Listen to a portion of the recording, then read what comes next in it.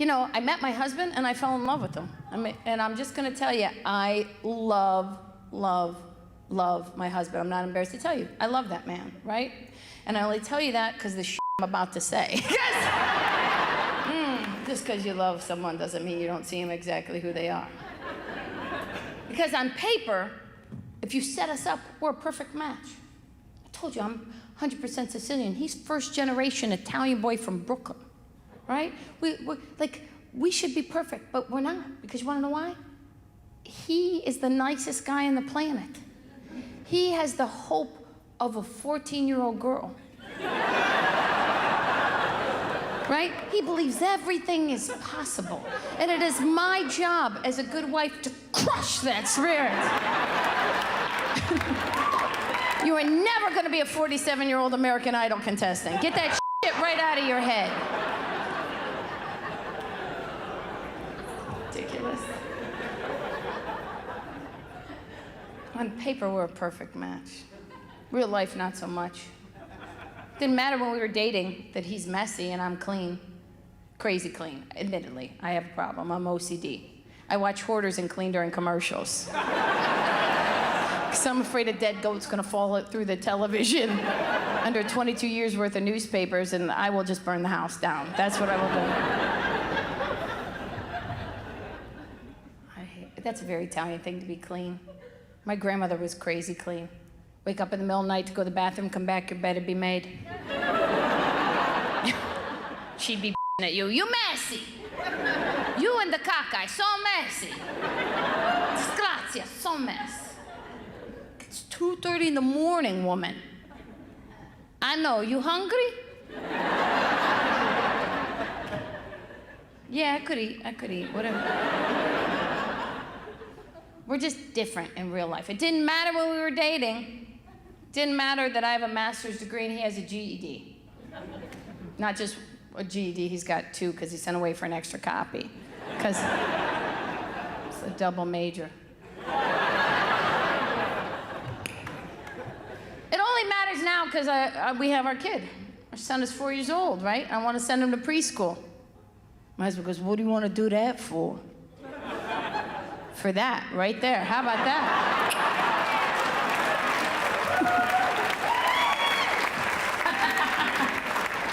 Exhibit A, huh? I gotta put a little purple beret up here? What do you want? How am I gonna stake my case? It's insane. You know, and if you find it funny, trust me and believe me that it will find you. Because when I go to sign my 4-year-old for preschool, I happen to find the one preschool in our area that not only do you have to fill out an application, you have to write an essay. To get a child into preschool, an essay. And I'm gonna tell you something. If my essay can't get my son into that preschool, I will get an essay. I will get a Mexican gang member to terrorize that school board. This 4-year-old is getting into that school. I took it way too seriously. I was a student for too long. I wanted to write this beautiful essay. I got so nervous the deadline was coming up. My husband goes, I'll write it. Yeah, no. Not only will he not get in, we'll lose custody. It's not happening. My husband is very smart and very quiet and an introvert and does very well, and then married me, and we've been exactly the opposite, but it has worked. He's a big man. He's 6'4". He can kick a door in, and I like that.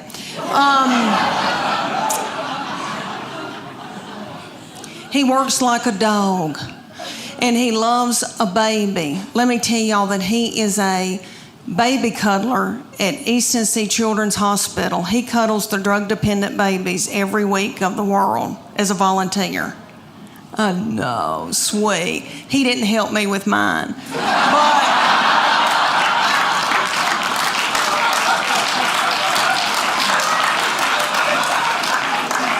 Because he was out making a living and paying for all this. We've got 2 still in college, and I wanted a 4th baby so bad when my baby child went to kindergarten.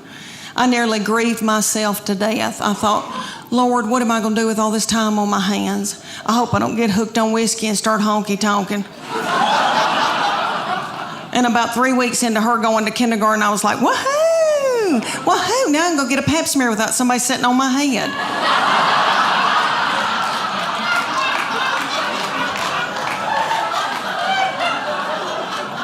But my husband, when I dropped her off, he said, meet me at the IHOP. Because he knows that pancakes get me through a hard time. And I was crying, and I said, I want another baby. And he said, why don't you get a job?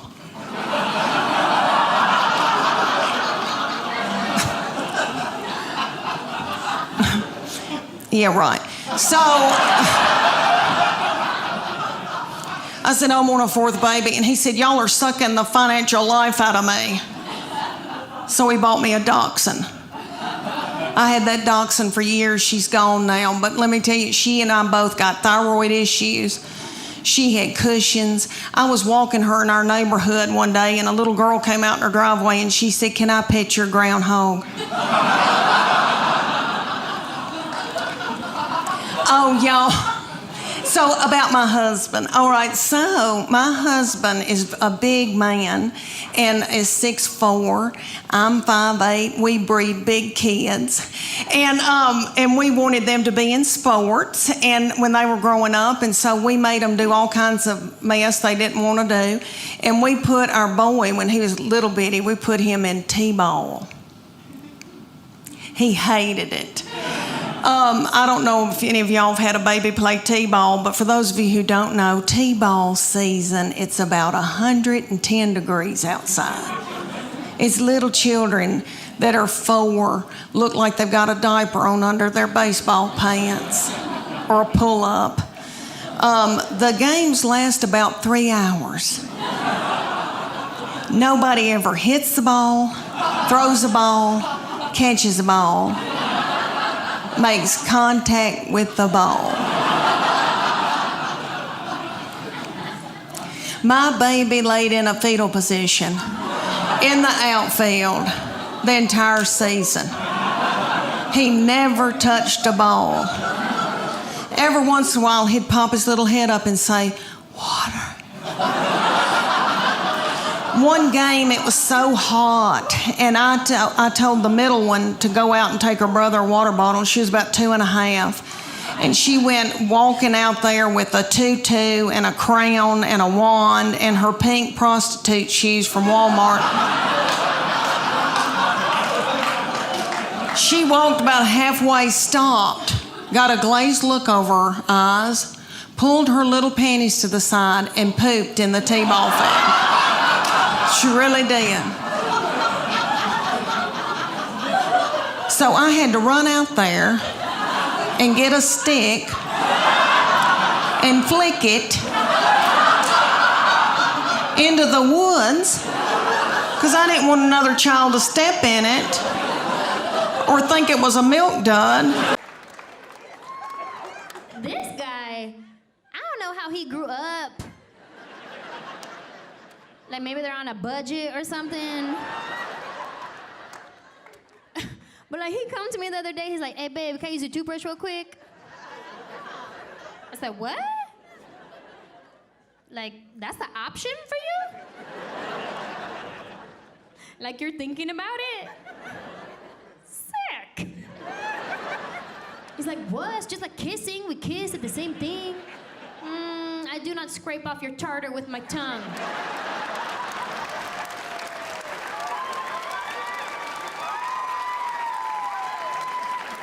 I mean, I know I'm pretty amazing. But I'm almost positive I cannot prevent cavities.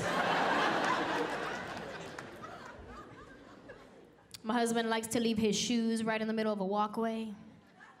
Like as soon as you open the door, boom, shoes. Now you couldn't kick them off to the side? That was hard to do. So all throughout the house, I just trip over shoes like, "Oy, sorry dog." Oy, yeah, yeah.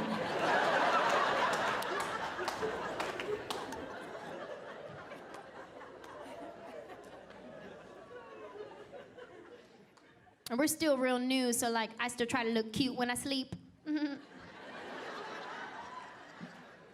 I'll probably grow out of that one real quick. But right now, I still try to look cute, right? But it's kind of hard because I sleep with Invisalign trays in my mouth.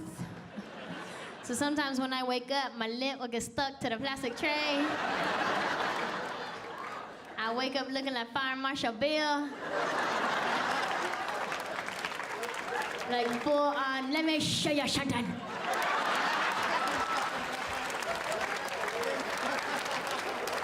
My face will be all greasy. That's not cute. So when I feel myself starting to wake up, like I'll fix my lip real quick. I put grease on my lip like it's glass. Make it work. Make it work. And we're pretty good with decision making, right? Like he'll come to me with stuff, I'll come to him with stuff, like teamwork, you know?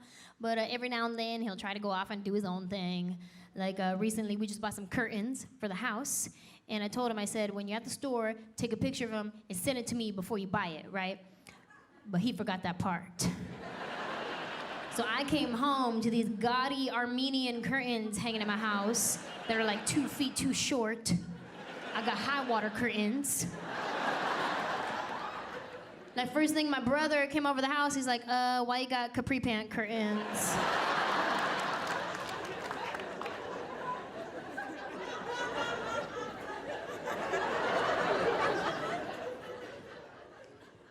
My husband and I travel a lot for work. He travels with music, I travel with jokes. And sometimes we'll go to like some small town, like nobody has ever heard of this town. Like these people haven't even heard of their own town. And when you fly to a small town, you have to fly on a small plane. And I went to a town recently where the plane I was on, I don't even think it had an engine. I'm pretty sure it was a paper plane. Like it just had 2 propellers out front. Like as you step onto the plane, you had to take turns spinning the propeller. Like it's The Price is Right. I checked my seat assignment, it said shotgun.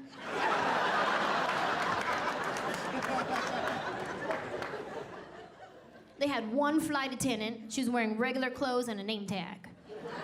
Like real suspicious. And I fly a lot, so I'm used to the way things work on an airplane, right? I'm used to the announcements they make, like, flight attendants, prepare for landing. I'm used to hearing that kind of stuff, right? But on this plane, we got a different announcement. It sounded more like, Stephanie, we're coming in. Stephanie. What's this, a family-owned plane? Stephanie, if you have any more of that potato salad you made for the church picnic last week, you bring it on up to the cockpit, thank you. Potato salad. I don't feel... I've got to say, the best part about being married to someone so freaking hot, you know, aside from the crippling fear that he will leave me. No, you guys, it's a real thing, and it's a relatively new thing as well. See, we've been together for like 16 years. So when I was 21, we got together, and back... Oh, thanks. You saw him, it's not hard. But when we met 16 years ago, I was like, hey, yeah, baby, yeah, I'll do whatever you want. I might even initiate it. And let's try it in the club restroom, and I might even try it sideways. Alrighty. Now I'm like, oh, I probably won't. No, I haven't got a headache. I just don't want to. Yeah, I know. And I know when we were out with your friends having drinks, and I was like, yeah, when we get home, I'm going to do all this stuff. Now that we're home, definitely won't. No, and I'm not even drunk enough just to lie here and let you do it yourself. I'm sorry. But he is excellent. It's really fun now as well because, you know, more people know about him, which is my own stupid fault because I'm the fool that introduced all of you to him. So I panic when he leaves the house on his own. I'm like, where are you going? It's like, just to get milk. Why? It's like, you just asked me to go and get milk. And I'm like, hey,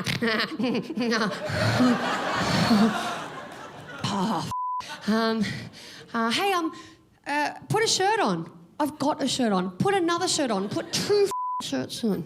And put a really loose one on. Go and get one of mine. Yeah, and then don't go alone. Take the kids. Yeah, take the kids. Yeah, all of them. Take the two that came tearing out of me and the two that you brought into this relationship. Take all of the kids.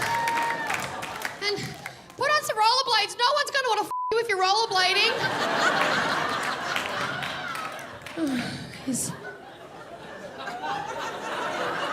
Click, click. Come on, kids. She's lost her mind.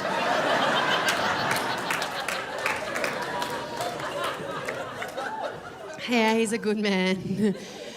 It's fun now. I get messages from people congratulating me on being with someone as hot as him. Yeah. Girl, your husband is hot as hell. My congratulations to you.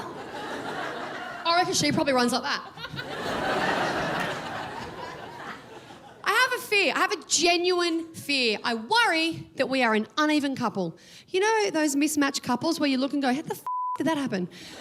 I worry, is this us? Is that me with an Olsen?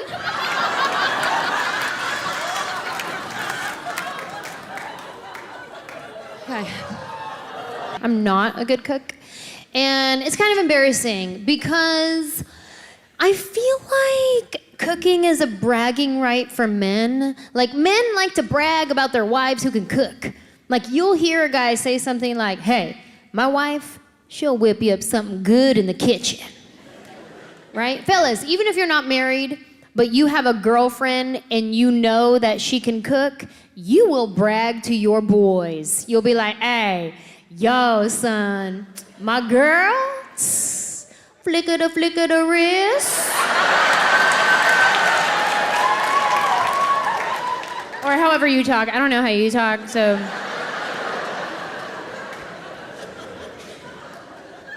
My poor husband. He can't brag. Like, maybe he can chime in a little bit with like, ay, yo, son, you see how fast my wife put in that to-go order? With extra ketchup? That's wifey, son. No, I can't cook. I need somebody to teach me how to cook. And don't just give me a recipe. Okay, don't start tweeting me recipes after the show. Because when I read recipes, I read them as suggestions. Like, when I see the list of ingredients, to me, what that says is, if you have any of these. And I usually don't. No, I need some fundamental training. I need to know, if I put something on the stove, does the flame need to be this big or this big? Because I will burn some scrambled eggs. I'll burn a hard-boiled egg. I said to my husband one time, I said, babe, good morning. You want me to make you breakfast? I'll make you some eggs. He said, yeah, how about over medium? Huh? How about some over medium eggs? That's like the flame at medium.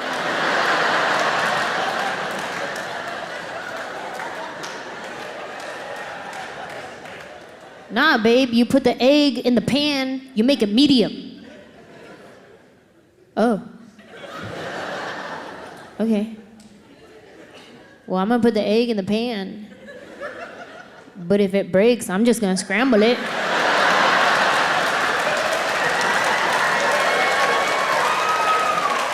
You gonna have some medium scramble. Some way over medium scramble. It was his birthday. I said, babe, happy birthday. You want me to make you breakfast? He says, my birthday, why? Yeah, it's to the point where if I cook, he thinks he's in trouble. He smells something in the kitchen, he comes over, starts apologizing for stuff he didn't even do. He's like, babe, I'm sorry, cause yesterday I was Why? Don't worry, this isn't for you. Oh, thank God.